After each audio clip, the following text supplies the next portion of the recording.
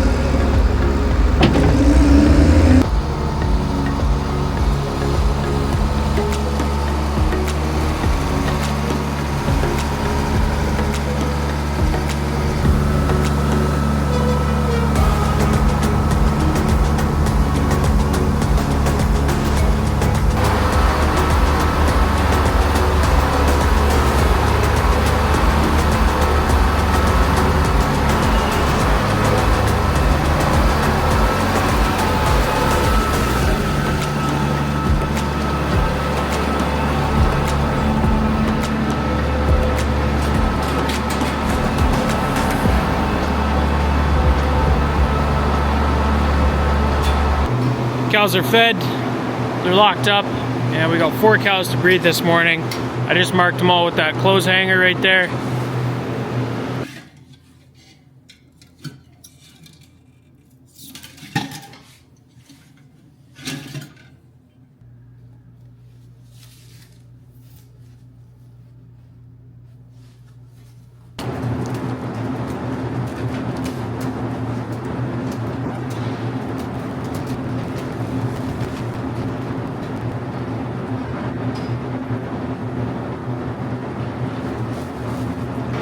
We're all done with the ladies in the barn this morning. We can let them go.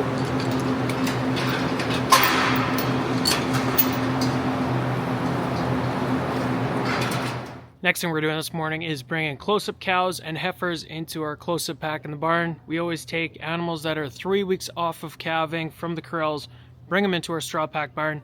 You can definitely tell it's been melting out here.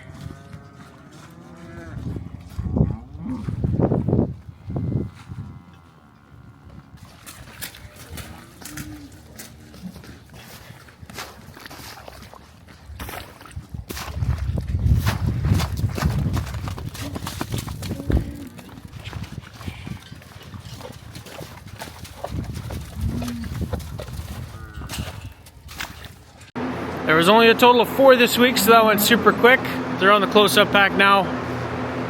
Be calving within 3 weeks. Usually we have a lot more than just 4. Just a weird week, I guess. Bad conception rates 8 months ago or something, I don't know. We have had weeks where we put 20 cows in here.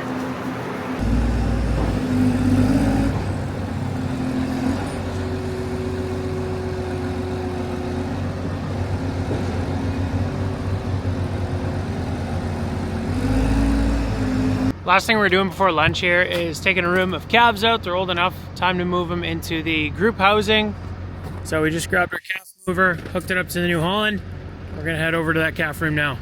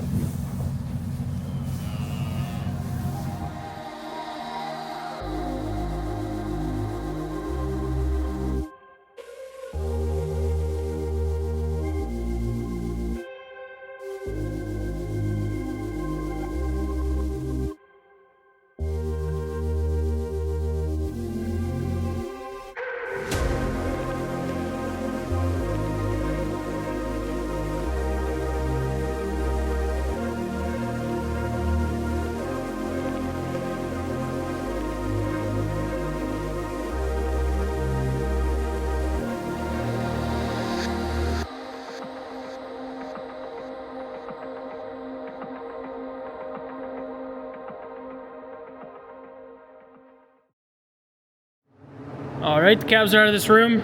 We're gonna dump all the pails in the shavings, scoop all the shavings out of here. The pails will get disinfected close to the calf kitchen there, and then this room will get pressure washed and disinfected as well. Panels get disinfected. We'll put all the panels back in so they can get cleaned as well. And yeah, get it ready for that next batch of calves. We can go see how many spots are still open in this room. Oh, they're already getting doubled up. So there is 2 calves in here. 2 calves in this one. So we're already 2 spots short. So yeah, we gotta get this room cleaned out.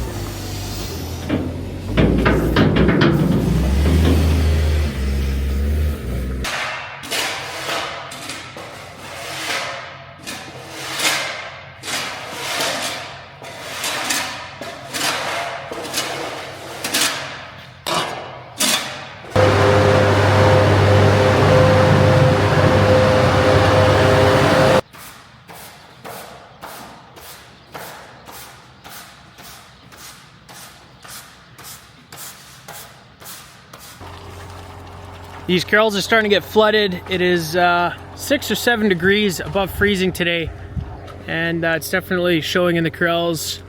We want to drain these corrals out this afternoon just because in the forecast the next week or so is going to be below 0. So these animals are just going to be walking on a sheet of ice when they come up to the feed bunk. We definitely don't want that. Cows are not good on ice. It's kind of exactly like Bambi was, so we want to try and avoid that. There's just a couple of berms here that we're going to clear out, and that should allow these corrals, corral 4 and corral 5, to drain out nicely.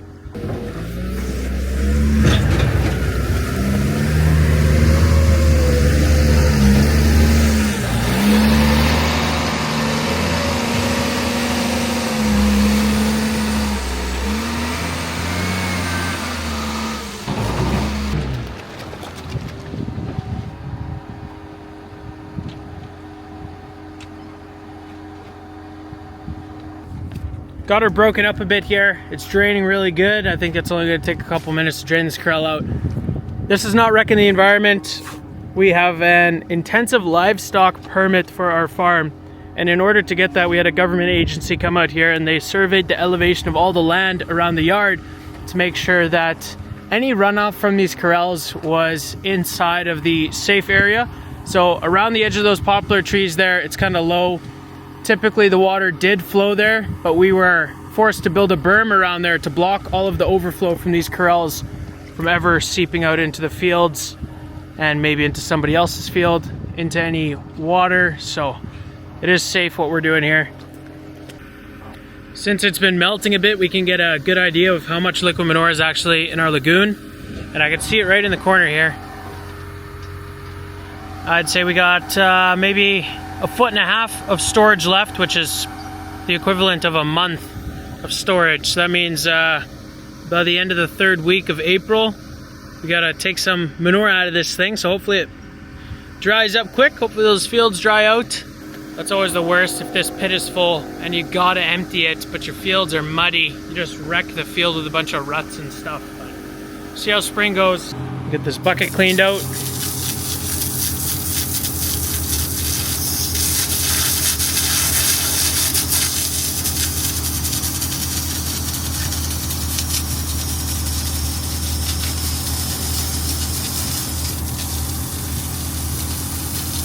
Something's been going on behind the scenes here at the dairy farm, and we're gonna let you in on it here.